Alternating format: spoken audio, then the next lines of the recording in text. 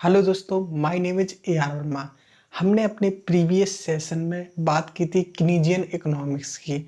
Last lecture में हमने किनीजियन economics को पूरी तरह समाप्त कर लिया था, जिसमें हमने एग्रीगेट डिमांड के स्ट्रक्चर को समझा था, जो कि स्ट्रक्चर था C plus I plus G plus X minus M is equal to AD। AD का मतलब होता है एग्रीगेट डिमांड, जो कि देश की GDP और रोजगार जिस पर देश का GDP और रोजगार निर्भर करता है। तो हमने लास्ट अपने 2 सेशंस में बहुत ही अच्छी तरीके से किनीजियन इकोनॉमिक्स अर्थात कीन्स के अर्थशास्त्र को समझ लिया था।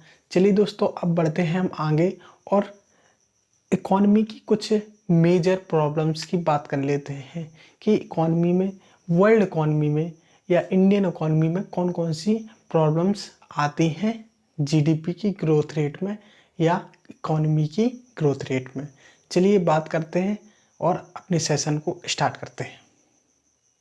चलिए दोस्तों, बात कर लेते हैं इकोनॉमी की मेजर प्रॉब्लम्स की।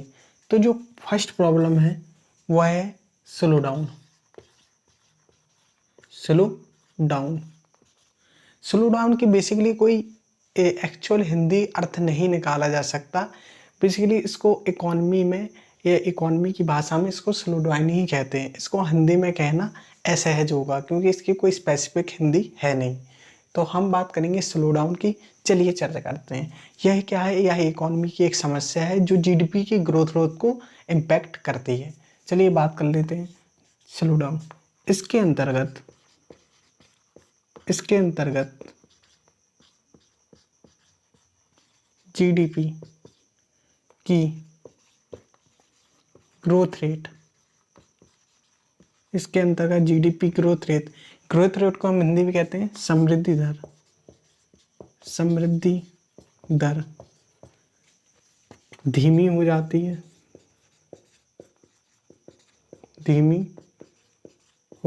है।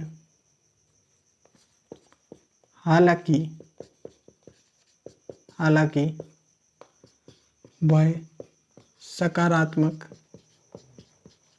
बनी रहती है। यानी स्लो डाउन इकोनॉमी की ग्रोथ रेट की एक ऐसी समस्या है जिसमें GDP की ग्रोथ रेट क्या हो जाती है? धीमी हो जाती है, या इसी को हम कह सकते हैं कम हो जाती है। अर्थात वह नकारात्मक नहीं होती, वह क्या होती? कम हो जाती है। यानी जो ग्रोथ रेट ज़्यादा पहले थी उससे थोड़ा कम हो जाती है, हालांकि वह सकारात्मक बनी रहती है, यानी नकारात्मक नहीं होती है।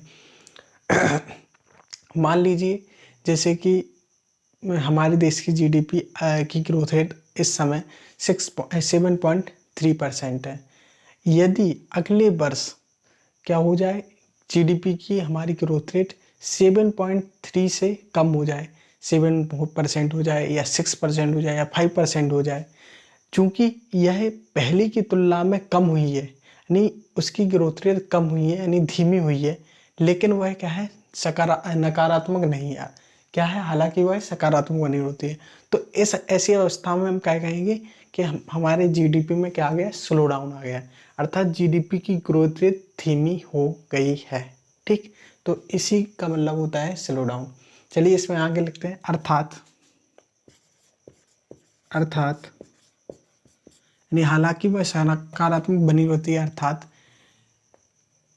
GDP अपनी पहली की तुलना में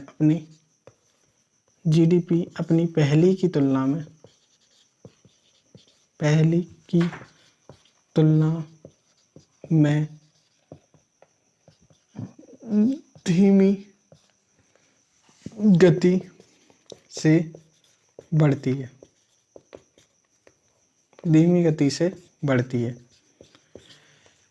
धीमी दर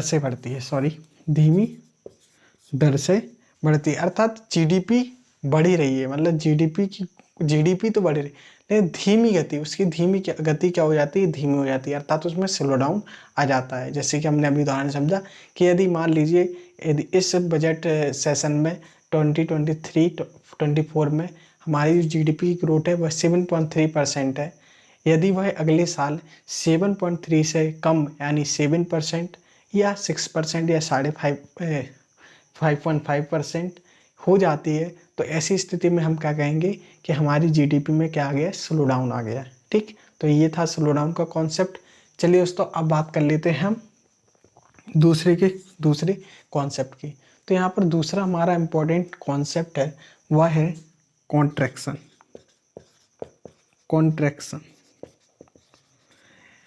जैसा कि हमारे जो स्लो डाउन का भी कोई एग्जैक्टली मीनिंग हिंदी में नहीं है, इसी प्रकार जो कॉन्ट्रैक्शन है उसका भी एग्जैक्टली हिंदी में कोई प्रोनाउंसिएशन नहीं है। इसलिए इकॉनमी में कॉन्ट्रैक्शन को कॉन्ट्रैक्शन ही कहा जाता है। हिंदी में ज़्यादा से ज़्यादा लिख के आ जाएगा, देवनागरी लिपि में यही कॉन्ट्रैक्शन लिखकर दे देते हैं, कॉन्ट्रैक्शन।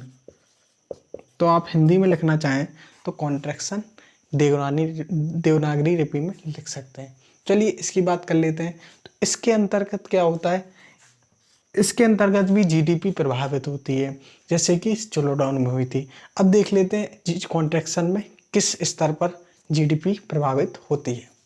चलिए देखते हैं इसमें क्या होता है। यदि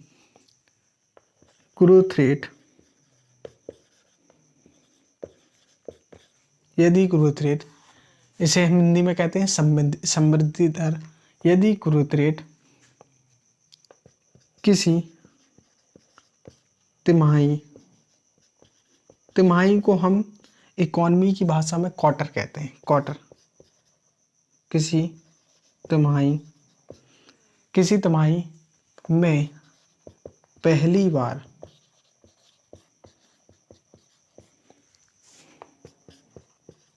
ऋणात्मक हो जाती है तो इसे कॉन्ट्रैक्शन कहते हैं। कॉन्ट्रैक्शन में क्या होता है, यदि ग्रोथ रेट किसी तिमाही का यहाँ कॉन्सेप्ट मतलब है कि हमारी जो जीडीपी है, जीडीपी निकाली जाती है वह एक वर्ष में निकाली जाती है। तो एक वर्ष को 4 क्वार्टर है यानी 4 तिमाहियों में बांटा जाता है। एक वर्ष में 12 माह होते हैं, तो उनको 3-3 माह में बांटा जाता है 4 जगह। तो एक तिमाही को हम क्या कहते हैं, क्वार्टर 1 कहते हैं, फिर दूसरी तिमाही को क्वार्टर 2 कहते हैं, और इसी प्रकार तीसरी तिमाही को हम क्वार्टर 4 कहते हैं। तो इसमें क्या कह रहा है, यदि ग्रोथ रेट किसी एक तिमाही में पहली बार ऋणात्मक हो जाती है, क्या हो जाती है, निगेटिव हो जाती है, किसी एक तिमाही में निगेटिव हो जाती है, तो इसे हम कॉन्ट्रैक्शन कहते हैं। इसको हम एक उदाहरण के माध्यम से समझेंगे कि क्या है इसका मैटर। क्वार्टर को हमने समझ लिया कि एक वर्ष में 12 माह होते हैं, तो 12 माह को हम 4 क्वार्टरों में यानी 4 तिमाहियों में विभाजित कर लेते हैं, और प्रत्येक क्वार्टर की जीडीपी हम अलग अलग गणना करते हैं। प्रत्येक क्वार्टर की जीडीपी गणना हम अलग अलग करते हैं। ठीक, चलिए बात कर लेते हैं, इसको एग्जाम्पल लेते हैं। एग्जाम्पल की बात करें तो मान लीजिए सन 2022-23, मान लीजिए सन 2022-23 का quarter 1, quarter 2, quarter 3, quarter 4, okay. Quarter 1, quarter 2, quarter 3 यानी सन 2022-23 के 4 क्वार्टर हैं। ठीक, पहले क्वार्टर की जीडीपी ग्रोथ रेट मान लीजिए 4% है। क्वार्टर 2 की ग्रोथ रेट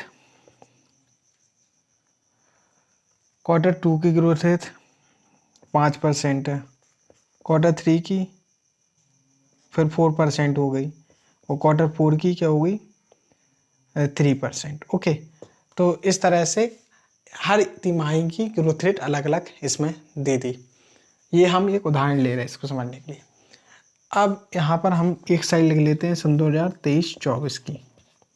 सन 2023-24 में भी 4 क्वार्टर होंगे, क्वार्टर 1, क्वार्टर 2, क्वार्टर 3, क्वार्टर 4। तो क्वार्टर, अब क्या होगा, अब जो हम तिमाही कॉन्ट्रैक्शन देखेंगे, तिमाही देखेंगे, यानी तिमाही में पहली बार ऋणात्मक देखेंगे। उसमें हम कहाँ देखेंगे?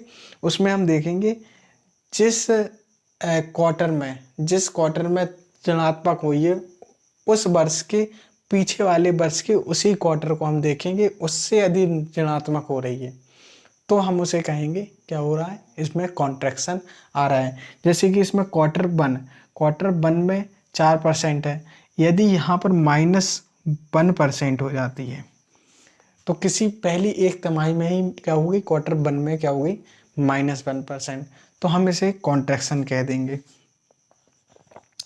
और यहाँ मान लीजिए यहाँ 6% हो गई, यहाँ 3% हो गई, यहाँ 5% हो गई। लेकिन अब यहाँ क्या हो रहा है कि जो सन 2023-24 में जो हमने क्वार्टर फर्स्ट की क्या निकाली, क्वार्टर वन की ग्रोथ रेट निकाली, वह क्या है, -1 है। अब इसको हम पिछले वर्ष की क्वार्टर वन की ग्रोथ रेट से देखेंगे। यदि सन 2023-24 की क्वार्टर वन की ग्रोथ रेट सन 2022-23 यानी उसके प्रीवियस ईयर की क्वार्टर वन की ग्रोथ रेट से माइनस में है, तो हम उसे क्या कहेंगे, उसे हम कहेंगे कॉन्ट्रैक्शन उसे कहेंगे हम कॉन्ट्रैक्शन कहेंगे। और इसी में हम एक और बात ऐड कर लेते हैं, जो हम अगला कॉन्सेप्ट पढ़ेंगे उसमें क्या कहेंगे, हम रिसेशन की बात करेंगे। मंदी क्या होगा, उसमें क्या होगा, लगातार दोनों क्वार्टरों में क्या हो जाएगा, ऋणात्मक हो जाएगी। और वो दोनों क्वार्टर किसके अंतर्गत देखे जाएंगे, पिछले प्रीवियस ईयर के दोनों क्वार्टरों से।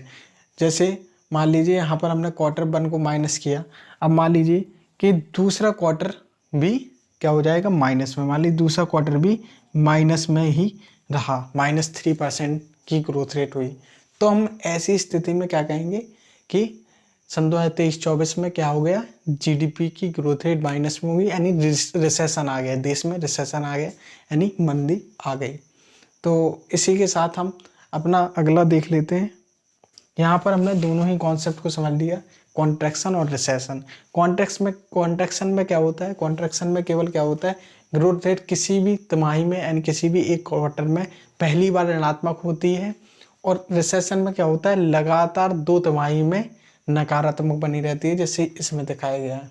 यदि पहली बार हुई तो उसे कॉन्ट्रैक्शन कहेंगे, और दूसरे क्वार्टर में भी लगातार, यानी पहले में हुई उसी की जस्ट बाद दूसरे क्वार्टर में भी क्या होगी, माइनस हो गई, क्या होगी, माइनस ग्रोथ रेट हो गई, तो हम उसे क्या कहेंगे,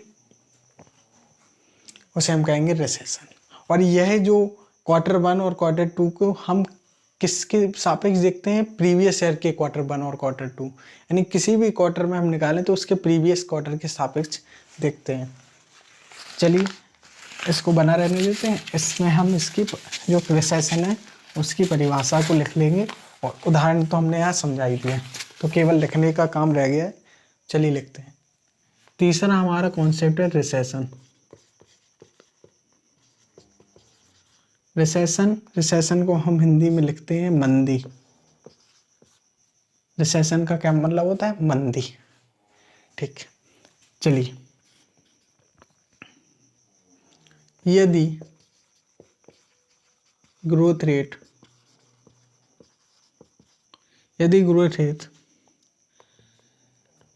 लगातार कम से कम 2 तिमाही यानी क्वार्टर में नकारात्मक बनी रहती है। यदि ग्रोथ रेट लगातार कम से कम 2 तिमाही में नकारात्मक बनी रहती है तो इसे रिसेशन कहते हैं। तो इसे हम क्या कहते हैं, रिसेशन कहते हैं। तो हमने इसका उदाहरण यहाँ समझ ही लिया। तो ये था हमारा रिसेशन यानी मंदी का कॉन्सेप्ट। तो आज के लेक्चर में हमने क्या क्या समझा, इकॉनमी की कुछ मेजर प्रॉब्लम्स के बारे में जाना, जिसमें पहला था स्लो डाउन। स्लो डाउन में क्या होता है, जीडीपी की ग्रोथ रेट स्लो हो जाती है, यानी धीमी गति से बढ़ती है, यानी बढ़ती है लेकिन उसकी गति क्या हो जाती है, धीमी हो जाती है। तो उसे हम क्या कहते हैं, स्लो डाउन कहते हैं। दूसरा था हमारा कॉन्ट्रैक्शन। कॉन्ट्रैक्शन में क्या होता है, किसी भी किसी भी जीडीपी के पहले क्वार्टर में जीडीपी की ग्रोथ रेट क्या हो जाती है, ऋणात्मक हो जाती है। यदि किसी देश की जीडीपी की ग्रोथ रेट पहले क्वार्टर में ऋणात्मक हो जाती है तो उसे हम क्या कहते हैं, कॉन्ट्रैक्शन कहते हैं। और यदि वही ग्रोथ जैसे पहले क्वार्टर में ऋणात्मक हुई तो उसे हम क्या कहते हैं, कॉन्ट्रैक्शन। और यदि उसी के लगातार दूसरे क्वार्टर में भी जीडीपी की ग्रोथ रेट ऋणात्मक होती बनी रहती है तो उसे हम क्या कहेंगे, रिसेशन कहेंगे। और उन दोनों क्वार्टरों को हम किसके सापेक्ष देखेंगे, प्रीवियस ईयर के उन्हीं दोनों क्वार्टरों के सापेक्ष हम देखेंगे। जैसे कि हमने इसमें देखा क्वार्टर 1 और क्वार्टर 2 ऋणात्मक है, तो इन दोनों को हम किसके सापेक्ष दे रहे हैं, प्रीवियस ईयर के क्वार्टर 1 और क्वार्टर 2 के सापेक्ष। चूंकि सन 2022 और 23 में क्वार्टर 1 में 4% थी, यहाँ पर क्वार्टर 1 में -1 है। तो केवल यदि पहली बार इसी में रहे और इन दोनों में प्लस प्लस रहे, इसमें प्लस रहे, तो हम क्या कहेंगे कि कॉन्ट्रैक्शन में रहे। और यदि उसके बाद अगले लगातार यानी उसी के तुरंत बाद दूसरे क्वार्टर में भी पिछले ईयर के सापेक्ष वाले क्वार्टर में ऋणात्मक हो जाती है तो हम क्या कहेंगे कि रिसेशन हो गया है, यानी उस देश में मंदी आ गई है। तो आई होप आप लोगों को ये कॉन्सेप्ट समझ में आए होंगे। चलिए मिलते हैं अपनी अगली वीडियो में, तब तक के लिए गुड बाय, धन्यवाद।